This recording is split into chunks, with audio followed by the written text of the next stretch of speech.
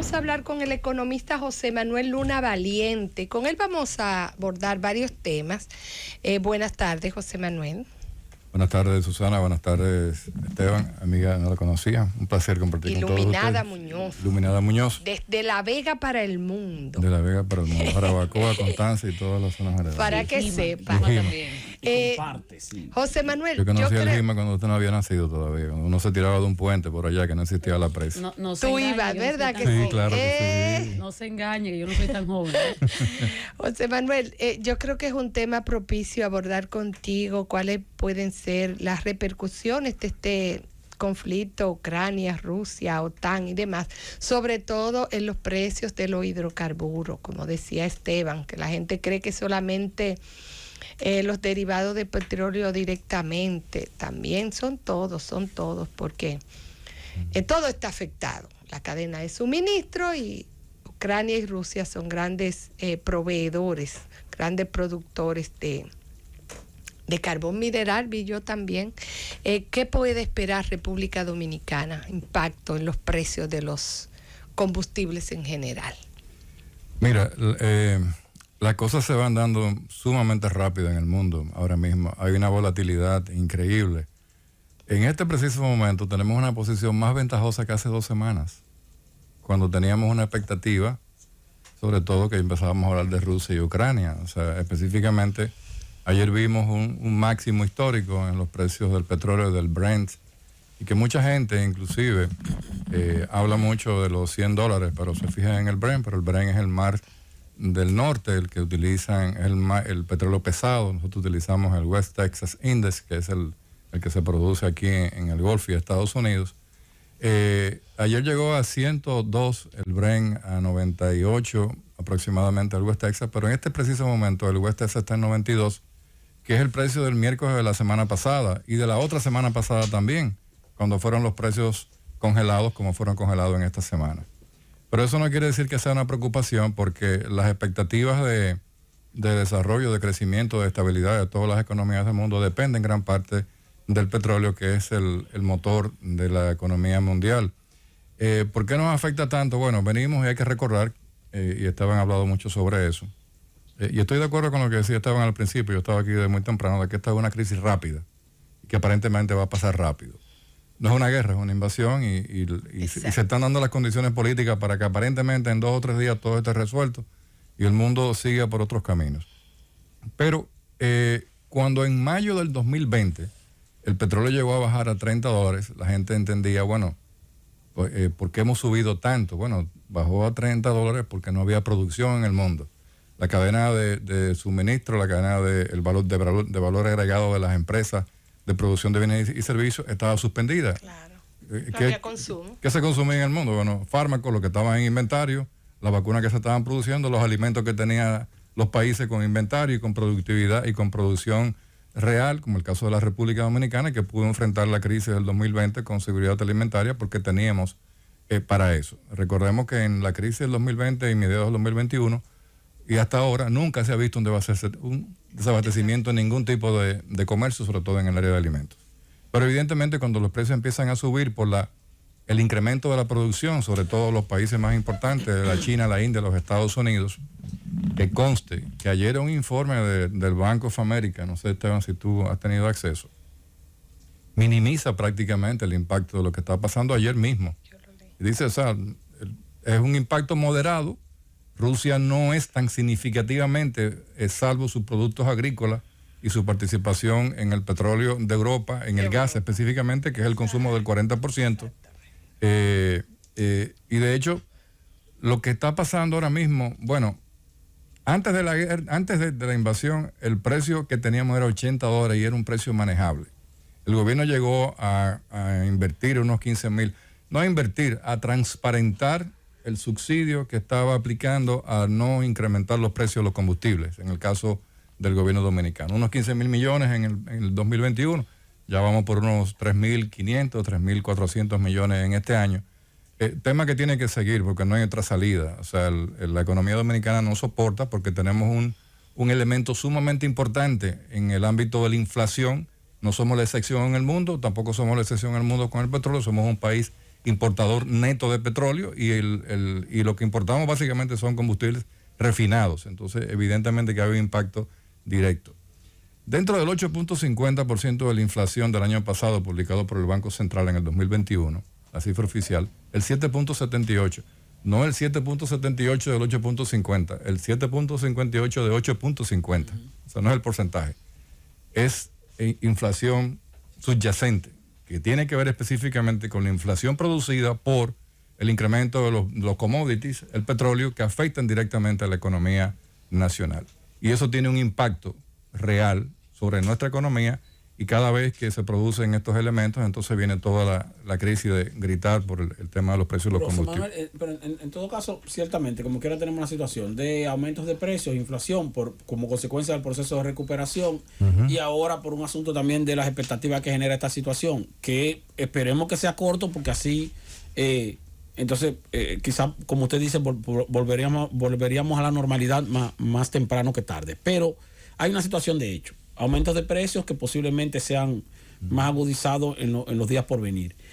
Las medidas que pudiera tomar el gobierno en el ámbito local, que estén en su control, ¿cuáles pudieran ser? Déjame terminar, te contesto ahora mismo, porque hay elementos que a veces no se manejan dentro de la crisis de los hidrocarburos y los combustibles, porque hablamos por el lado de la demanda, pero por el lado de la oferta, el mundo ha tenido una restricción en donde países de la OPEP se han negado, y específicamente los Estados Unidos también se negó a... Fíjate que cuando el presidente Biden dice ayer, vamos a liberar reserva, automáticamente el precio bajó. Sí. No los ha liberado todavía, pero hay una expectativa hay una expectativa positiva.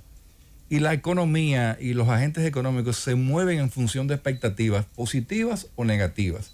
Si el mensaje que tú mandas crea una expectativa positiva, los mercados funcionan en ese sentido. Entonces, por el lado de la oferta, ha habido una gran restricción en el ámbito de que no vamos a subir la producción porque no queremos mandar 2 millones, 3 millones de barriles más, porque yo me quiero aprovechar de un precio que me beneficia, porque yo tuve que comerme a $20 el precio del barril durante un año, y no es verdad que yo se lo voy a tirar al mundo a 20 o 30 dólares. Entonces, por esa parte también. Ahora, el gobierno deberá continuar con subsidios focalizados, deberá identificar subsidios focalizados dentro. El presidente posiblemente vaya a hablar sobre eso, de hecho posiblemente no, lo va a hacer, pero hay temas que están dentro del ámbito que mucha gente exige y es lo que pide, la revisión de la ley de hidrocarburos, pero la ley de hidrocarburos tiene tantos elementos, tantas variables desde el punto de vista del precio, la distribución, el vendedor, el agente, el intermediario. Le iba a preguntar precisamente de eso, señor Luna. ¿Cuál sería? Las expectativas son altas de la revisión de la ley de hidrocarburos, pero ¿cuál es la realidad? Hay una sola expectativa, hay una sola expectativa que aparentemente puede ser la que mueva algo dentro de esa ley. Que es bueno que se sepa que cuando el precio del petróleo está en silencio, la ley no suena para ningún gobierno. Así es. ¿Por qué? Porque esa es una ley que fue creada con un objetivo específico, para poder asistir al gobierno en el pago de los intereses de la deuda externa. Entonces, tampoco somos una excepción, como no somos productores de petróleo, pero en el mundo todos los impuestos a los combustibles son altísimos. En España es un 85%. Incluso en países productores de petróleo. Muchas gracias, Esteban. Inclusive países productores de petróleo. Entonces, sí puede haber un movimiento, por ejemplo, en el ad valorem, que es el que va directamente sobre el costo internacional, pero el gobierno tampoco va a hacer y va a irse sobre ese mecanismo. Deberá identificar otros elementos que están, por ejemplo, dentro del gasto tributario, la parte del gasto tributario que va a exoneraciones y exenciones que todavía están, que se corrigió mucho en el antiguo gobierno porque llegamos a tener un gasto tributario hasta de un 7.1 y se quedó en 5.5. El presupuesto de este año está en 5.1. Pero cuando tú lo calculas sobre el monto, estamos hablando de casi 300 millones de pesos en gasto tributario. Pero todavía hay sectores que son productores y que producen riqueza, productores de riqueza, que reciben un combustible exonerado. Entonces, tú deberás identificar y deberás ajustar. Y ese es un gran reto. Y Susana se ríe, pero tenemos a un sindicalista convertido en empresario y en candidato político que habla ya muy, muy bien a favor de eso. Entonces, si Antonio Marte dice que le quiten a fulano, que le quiten a mengano y que yo soy el empresario. Sí, Luna, pero resulta, para decirle a los amigos, el gasto tributario, exacto, ¿verdad? Son los incentivos que se le dan a algunos sectores productivos o de ley especial. Son 128 leyes de exoneraciones e incentivos que existen en el país. Luna, ¿cuáles de esos sectores que reciben algún tipo de devolución? Porque la gente entiende que es una exoneración. Exoneración es ficticio. Ellos pagan y después le devuelven. ¿Cuál tú crees que se le puede eliminar el gasto tributario y que ellos no lo transfieran a su actividad final? Porque Martes hace hincapié en la exoneración de combustible que se le hacen a sectores productivos, pero eso es un pass-through, o sea, esa gente le quitan esos incentivos, esas exoneraciones o esa capacidad de recibir, de compensar lo que ellos pagan y lo van a transferir al precio. ¿Quién? Como dice Esteban cuando le dice, pues se oye muy bonito, ¿cuál sector tú entiendes? Turismo, generación, minería. ¿Cuál tú crees que se le puede eliminar? Mira, lo primero, la gente habla que el turismo... Porque ni transporte, pensar. La gente habla que el turismo en este momento lo que hay que ponerle más incentivos. Porque si tú sales de un momento donde el mundo se hundió a cero, claro, y todos los países quieren arrancar para ganar turismo, claro, entonces tú vas a trancar otra vez. Entonces, claro, el turismo ha demostrado en los análisis que se han hecho, que están hechos hace mucho tiempo en Hacienda, esto no es nuevo. Claro. Eso está ahí. Lo que se llama el análisis costo-beneficio de cada ley de incentivo. O sea, ¿qué significa el sacrificio de cada peso fiscal en cada peso que tú vayas a producir? Si la relación es negativa, esa ley no tiene sentido. Ahora, en el caso del turismo, son 14 pesos por cada peso de sacrificio fiscal. Claro. Entonces, no me hable de la ley del turismo. Ahora, cuando tú le das exoneración de combustible a plantas generadoras de energía eléctrica, y te la venden a 37 centavos de dólar el kilo en la zona este, ahí hay un problema de mercado. Entonces a eso hay que irlo. Tú tienes 3.000 ONG, santas o no santas, que reciben muchísimas exoneraciones. Sí. Entonces eso hay que terminarlo. O sea, hay muchísimos sectores y el estudio está hecho ahí, solamente hay que aplicarlo. Y claro, el tema de los incentivos está en función en este momento de que, miren, para que ustedes entiendan, lo que pasa ahora tiene más significado porque el mundo se devolvió. República Dominicana perdió 12.000 millones de dólares de Producto Interno Bruto en el 2020. Sí. El sector turístico se devolvió al año 1994. Porque lo que registramos ahora son 4 millones de turistas. Que por cierto, fíjate qué interesante, vi un artículo en el listín de que el impacto de la crisis de Rusia que nos va a provocar. Bueno, mira qué interesante.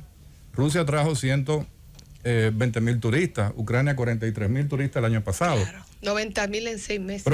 Pero yo me preocupé por averiguar un dato muy interesante. Aeroflot de Rusia trajo 16 vuelos en diciembre, 17 en enero y en febrero van 20 y no han cancelado vuelos hasta junio de este año. Exacto. Con el caso de Ucrania hay que tener cuidado porque ayer veía dentro de toda la parafernalia de desinformación mundial que hay con el tema de Rusia y Ucrania, porque ya se están viendo films de cosas que se vieron en guerras pasadas. Sí. Aviones destruyendo casas que no son las que están pasando.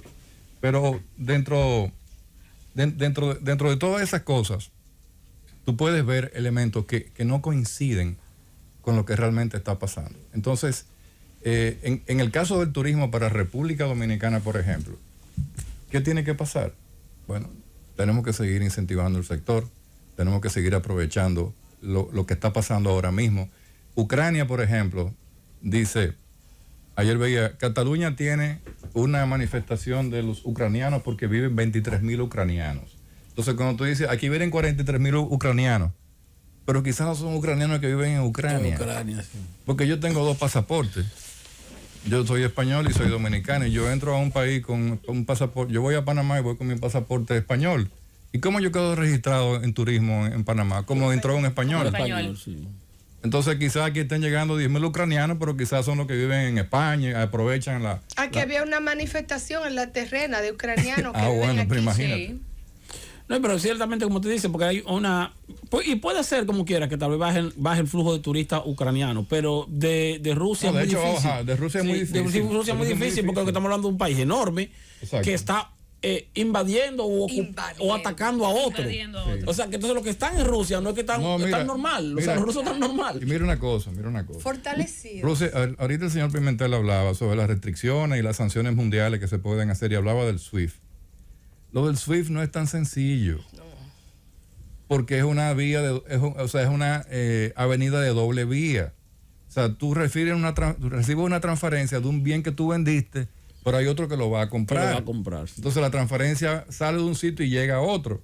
Entonces, son 11.000 bancos locales, 2.000 bancos generales, 200 países, un sistema que mueve 40 millones de transferencias en el mundo. Pero ellos lo intentaron en el 2012 y 2014 y Rusia hizo su propio SWIFT.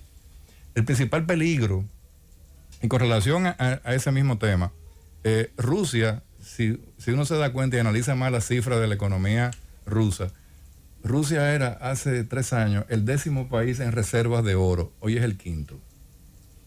Y el oro, dentro de la crisis, como un recurso refugio, por crisis, claro. ¿Qué ha pasado igual con el oro? Bueno, llegó a 1900, ahora está en 1888, ha bajado un poquito por la misma crisis, pero también Rusia tiene otros mecanismos. Déjenme decirle que cuando hablan de criptomonedas, de Bitcoin, que la gente dice, no, que eso es ilegal. Bueno, el Banco Central publicó un documento que dijo, nosotros estamos mirando el tema. O sea, es ilegal, pero usted lo hace si usted quiere. Ucrania era el país número 1 en minado de Bitcoin. Sí. Pero el Bitcoin se disparó ayer $8,000. Entonces, hay muchas posibilidades, muchos mecanismos, muchos refugios de que Rusia inclusive salga fortalecida económicamente. Señor Luna, usted que es experto en materia económica y quizás podamos... Economista, analista de los datos. Exactamente.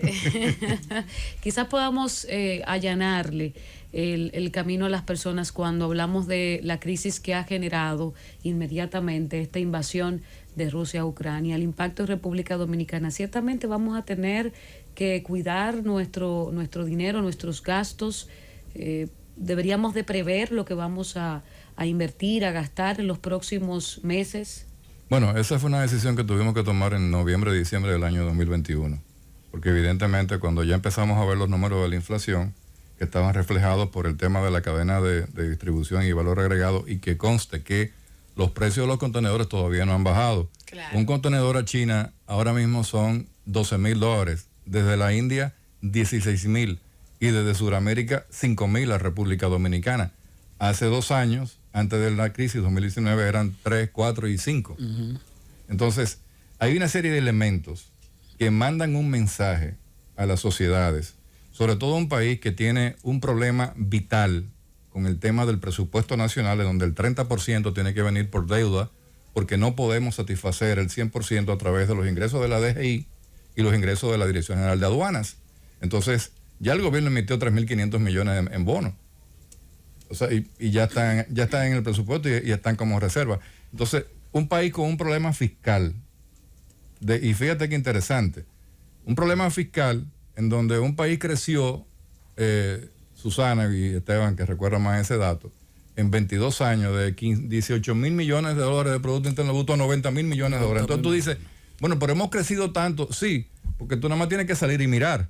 Ahora, dentro de ese mismo periodo, la presión tributaria se quedó entre 13 y 14%. Entonces tú dices, ¿y dónde está la brecha de riqueza que produjo ese crecimiento que no está reflejada en la parte fiscal? Hoy en día, en este año 2022, la métrica de objetivo de la Estrategia Nacional de Desarrollo era una presión tributaria de un 21%. Claro.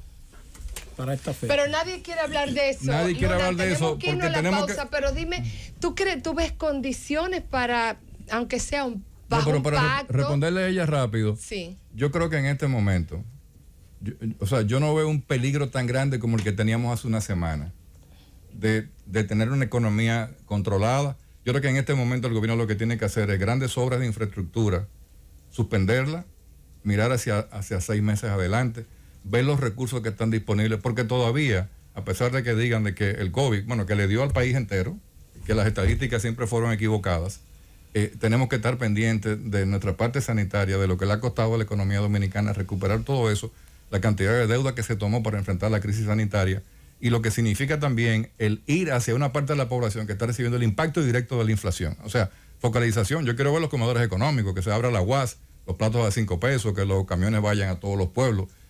medidas que sean realmente de impacto directo a las clases más necesitadas. Pero tú hablabas de suspender obras de infraestructura, del gasto de capital.